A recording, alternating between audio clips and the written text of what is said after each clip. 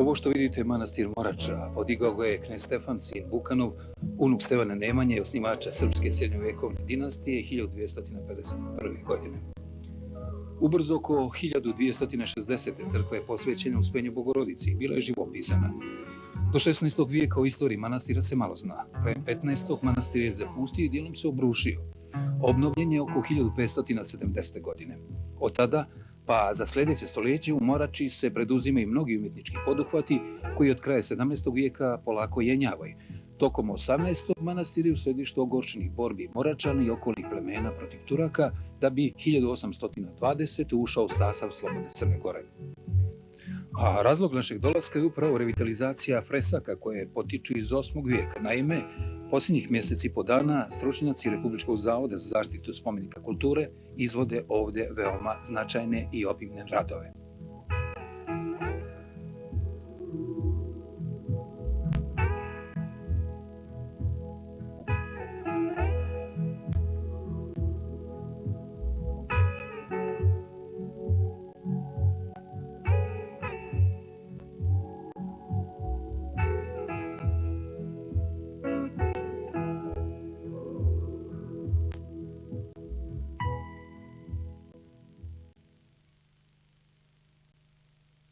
S obzirom da nema ni materijala sa kojim smo oskudni, materijali uglavnom treba biti iz uvoza. Nemamo devize, problemi su onda i tehničke prirode i uglavnom puni smo problema. Novca, tako. Sa takvim problemima kako se uopšte može nastaviti rad? A kako? Mi smo u stvari entuzijasti.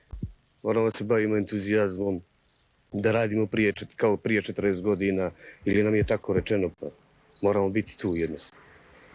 Da li odgovorni ljudi iz Republičkog zavoda za zaštitu spomenika znaju u kakvoj ste vi situaciji ovdje, a i već ste dobili radni zadatak? Pa trebali bi da znaju, a inače nisu ni došli da nas obiđu, da vide šta radimo, dokle je posao stigao i tako. Da li je napravljen elaborat svega ovoga što treba da se uradi? Pa, elaborat je napravljen, ima elaborat, ali kad bi se po elaboratu radilo, odavde ne bi izašli za 2 godine. Dakle, vi imate primjedbe, jel te? Pa, imam primjedbe jer postavljaju nam su uslovi 60, 70, 100 dana. Mislim ovdje da ne bi trebalo da bude nikakav rok, nego jednostavno rad koji bi bio stručan, kvalitetan i ništa više. Od tog konkretnog materijala šta vam najviše hvali? Pa trenutno nam hvali paraloid bez kojeg ovdje ne možemo. Imamo probleme, otire se boja koju bi trebali fiksirati. Moramo da čekamo jednostavno dok neko ili neki naš šanert, kako ih nazivamo, nam dobavi to. Da li je moguće da se jedino preko šanera može zadovoljiti neki osnovni kriterij, odnosno potrebe Republičkog zavoda za zaštitu spomenika kulture sa Cetinja? Da li ti ljudi koji rukovode tom institucijom vode računa o tim potrebštinama i uopšte nije mi jasno kako se uopšte snalazite? Pa vode računa, ali izgleda da su i oni nemoćni. Jednostavno za to je potrebne devize, a mi ih nemamo. I šta dalje planirate?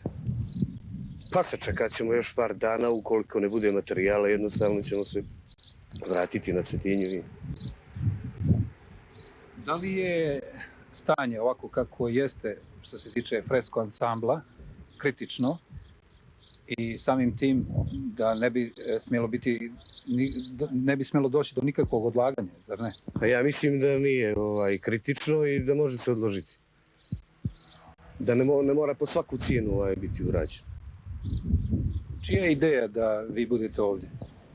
Pa ideja je ministarstva, odnosno zavoda koji je predvidio ovaj rad ovdje po nalogu od 75 dana da uradimo manastir Moraču. To je malo smiješno. Ako je već predviđeno, onda su oni trebali da vam stvore optimalne uslove za rad.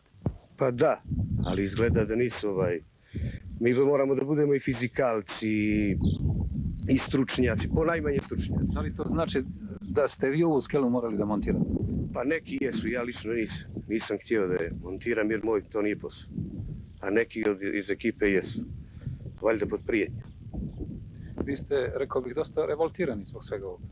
Pa kako neće biti revoltiran kad sam tu bez materijala, osnovnih sredstava za rad. Vas pitam kako živite, koliko vam je dnevnica? Pa dnevnica nam je 900 dinara. Možete da prožete to? To je jedno kutiju cigara, tako. Stvarno sam ja kao isposnik. S obzirom da ste u ambijentu? Pa vjerojatno dovoljno. Dovoljno.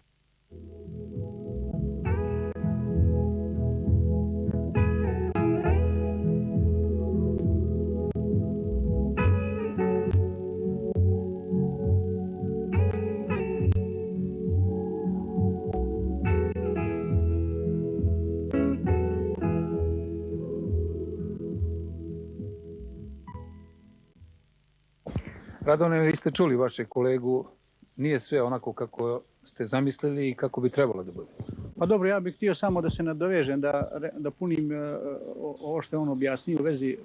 Prvi problem jeste naš da konzervacija ne može teći kao prije 40 godina, što se potencira na neki način. A drugi problem je što u ovo besudno vrijeme duhovna glad je nastupila u nekom snažnom obliku, da je potreba čovjeka da se uzdigne i izdigne iz ove kolotečine naše, a konzervacija koja je pratila do sad taj obnovu kulture, obnovu naše materijalne kulture, je išla u drugom pravcu. Oni su, recimo, išli da se stručno osposobi tehnički čovjek, a ne u nekom drugom smislu, duhovnijem i većem. Tako da naša potreba u hramovima ovakvim kao što je prve vrste u Crnoj Gori jeste obaveza uopšte države da mnogo više ulaže u ovakve hramove i u ovakve spomenike kulture. Neko izrazi spomenike kulture, ja kažem hramovi gospodnji ili crkve u kojima su ljudi hiljadama godina dolazili na molitvu i molili se i dan danas dolaze. Ja gledam to, kolone dolaze ljudi da se pomole za duše mrtvih i za žive, za svoju braću, za sestre, za sve nas. I sad kad mi dolazimo ovdje vidimo čitavu jednu istoriju, vidimo umjetnost, jednu vrhunsku umjetnost, vidimo sve naše stradanja i naše obnove. Bila je obnova Pećke patrijaršije, pa je onda bila ona rušena 70 godina ovaj hram, pa sad mi dolazimo da je ponovo obnavljamo, ali mislim da je veliki entuzijazam bio onda kad se ona obnavljala od 1573. godine, pa nadalje bio je ogromni entuzijazam i onda ljudi su daleko više imali i snage i organizacija je bila veća i želja, jer je bila vjera u nešto veća i uvjerenje i to pravoslavlje naše koje je teško stradalo, a negdje u svim zapisima duhovnim čovječanstva postoji da poslije nekog uništenja, nečega postoji obnova. Nema nikad kraja tome stradanju i uzdizanju čovjeka i duhovnosti. Zato kažem, za nas konzervatore nema urazumijevanja za nas. Mi imamo jednu tešku primjedbu na Republiku, na nas koji 10 godina nismo išli nigde u svjetske centre da vidimo načine kako, na koji način se radi, bez obzira što smo mi na neki način ipak znamo o tome dosta, ali ne idemo, ne pratimo, mnogo toga je, ovo je sad jedno teško vrijeme, pa je vanredno stanje, pa se ne može, ali kad se je moglo, malo se vodilo računa o tome da mi što više budemo u toku nekih pokreta i nekih tehničkih mogućnosti koje postoje danas i materijala, i da li su ovi materijali zamorni, da li oni nijesu i tako dalje, da ta tehnologija koja je napredovala bude prisutna i da je mi primijenimo kako treba. Nismo krivi za mnoge stvari, ali smatram da bi ipak trebalo da nas razumiju što više, da nam priđu sa nekim sasvim drugim načinom, jer ne možemo mi voditi neke rovske ratove i protiv konzervatora i tako dalje. Jer kažem, mi smo došli ovdje sa malo materijala, a potrebe su velike. I mi znamo, nećemo napraviti neku grešku, siguran sam, ovdje ima ih puno koji rade i vrijedno si žele da rade, a ovakvi prekidi trenutni, nema materijala, ima materijala, dosta utiču na ritam rada, jer potreban je ritam, jedan ustaljeni rad koji ide i on ne mijenja se i taj ritam je potreban. Čim se prekida taj ritam, dolazi do nekih promjena. Vi ste uslovljeni, kako sad znam, i vremenskim terminom. Da, uslovljeni smo nekim terminom, međutim ja se ne slažem da bi sad trebalo stavljati termine prvo. Potrebno je izvršiti pripreme, sve moguće pripreme, doći i određeni dio uraditi, tako idemo dalje postupno raditi sve probleme. Ja mislim da se svi slažu sa mnom i moji kolege da smo u tome smo jedinstveni, da bi ta podjela organizacija rada, to je naš posao, ali pripreme i tehničke stvari nije u našem domenu, jer mi ne odlučujemo o tim stvarima. Mi ne odlučujemo o tome. To je čitao jedan sistem naše hijerarhije koja je od prošlosti zadržao da se sve odozgo radi.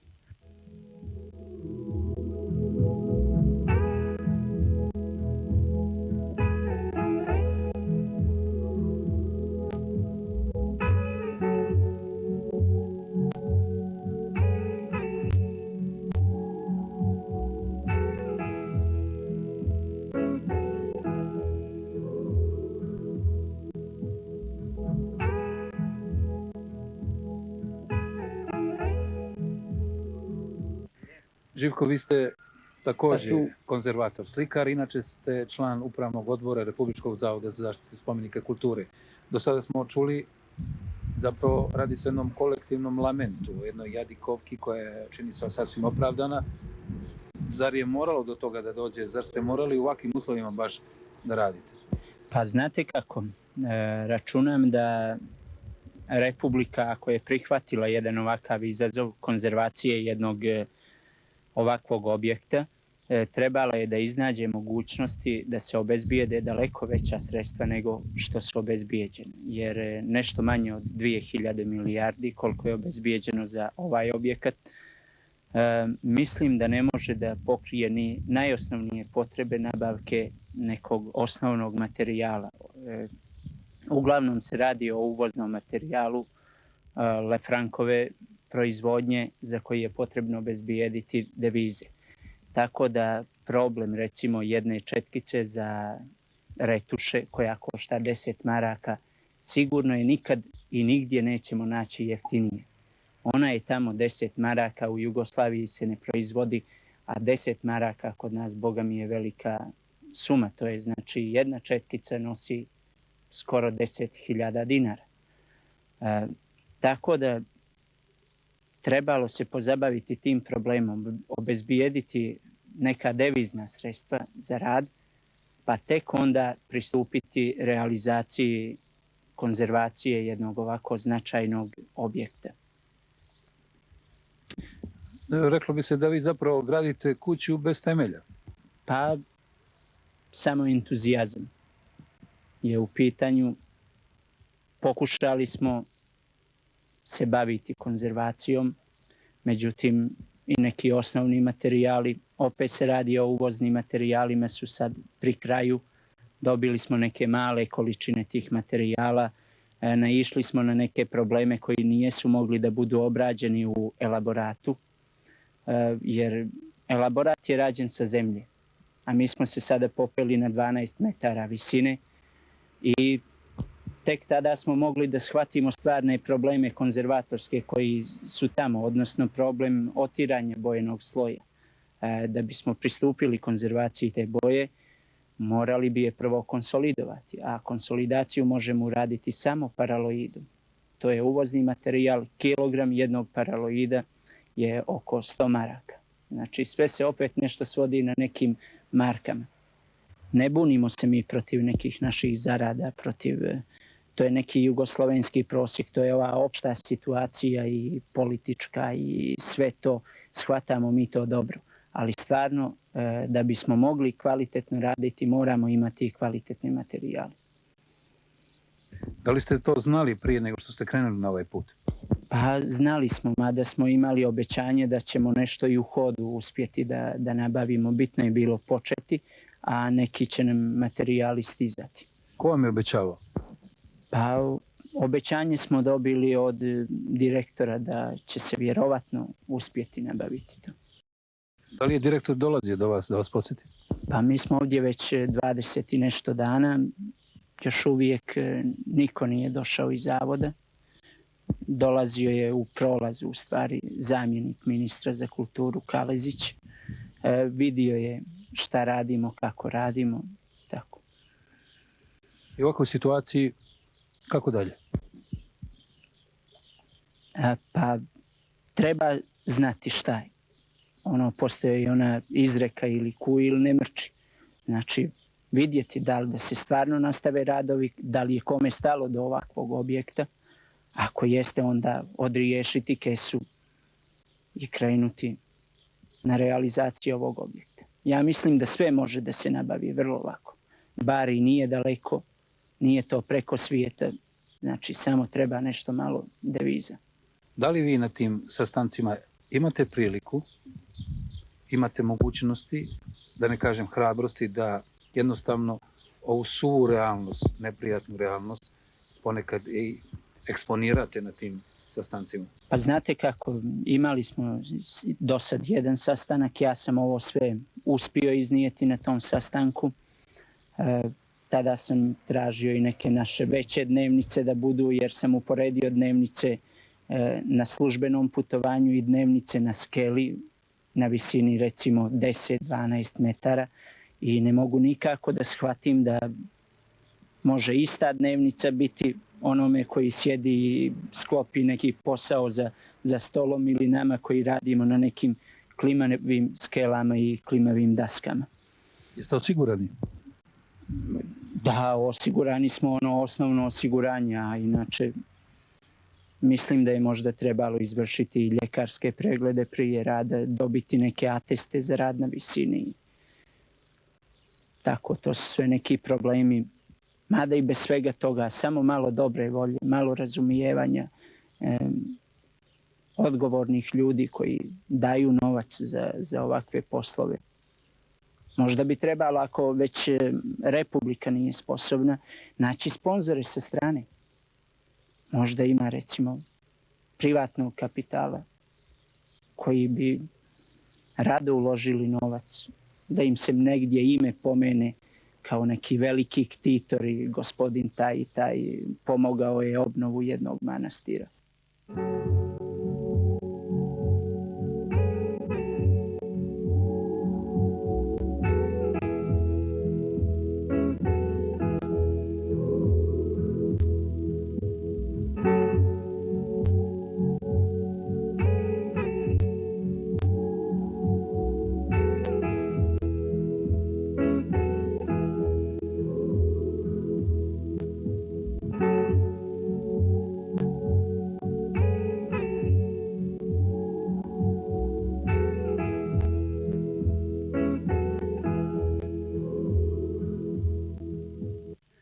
Zorice, vi ste ovdje spoljni saradnik. Dakle, izvanredna mogućnost da pokažete ono što ste sada učili na fakultetu. Da, tu smo radi toga i da pomognemo ekipi u konzervaciji ovoga manastira. Kako da sada teku poslovi? Pa, tako srednje. Čistili smo ono što smo mogli da radimo, uradili smo za sad. Radili smo gore svod, čišćenje kompletno završeno, neke plombe treba da se rade, nema materijali, tako. Sastoji tako. Da li imate hrabrosti da se popnete recimo na 15 metara visine? Imamo. Imamo svi u stvari, nas ima nekoliko djevojaka koji smo spoljni saradnici, radimo, svi smo gore u Kupoli. Ili imate vi neke primjedbe što se tiče poslova? Pa što se tiče naše ekipe, ne. Ekipa je dobra, svi su stručni. Znaju svoj posao, sad što se tiče nekih tamo iz zavoda, nije moje da o tome pričam uglavnom. Izvolite, zašto da ne? Pa hvali materijali, hvale radnici koji treba da spuste skelu za jedan nivo recimo. To mi ne možemo da uradimo i tako uglavnom. Da li ste te vaše sugestije prenijeli u zavod? Jesmo, intervenisali smo, šef je išao 2 puta na razgovor, zvali smo telefonom, tražili smo i sa šta će oni da urade, ne znam. Koliko je vremena od tada prošlo? Pa mi smo posle 10 dana završili taj prvi sprat. Od tada radimo po nešto dolje, radili smo probe, skidali neke stare plombe koje nisu dobro urađene i sad stojimo. Ja sam Slavica Radović, isto spoljni saradnik, završila Kulturološki fakultet na Cetinju, Osijek za konzervaciju i restauraciju. Ili je ovo vaše prvo iskustvo ove vrste?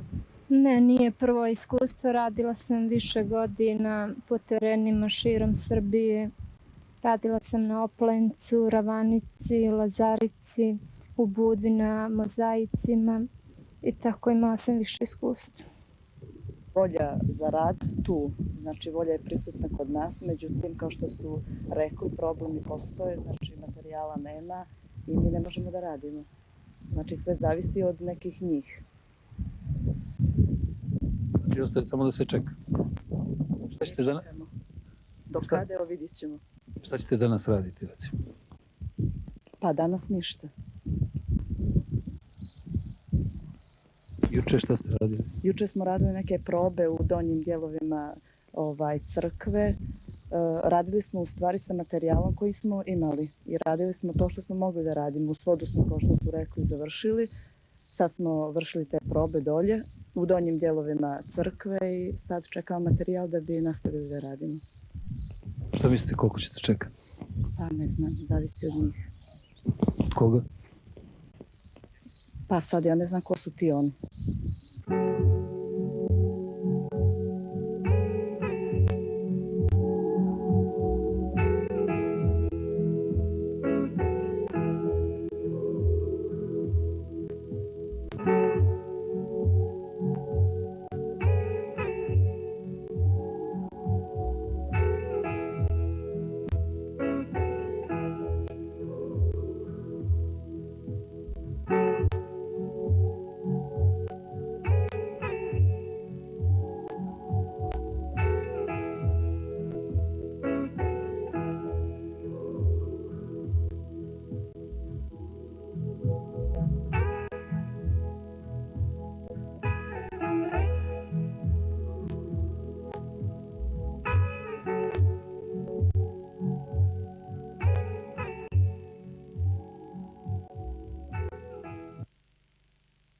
Što se tiče poštovanja ove naše svetinje, primijetio sam da onaj ko dolazi ovde zaista i poštuje.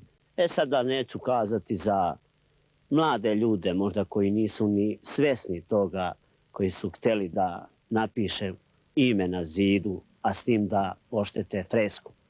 Ima toga, znate, u našem narodu verovanja da ako ime ostavi njegovo na zidu, smatra ipak jednom svetinjom. Tako je to narod verovo.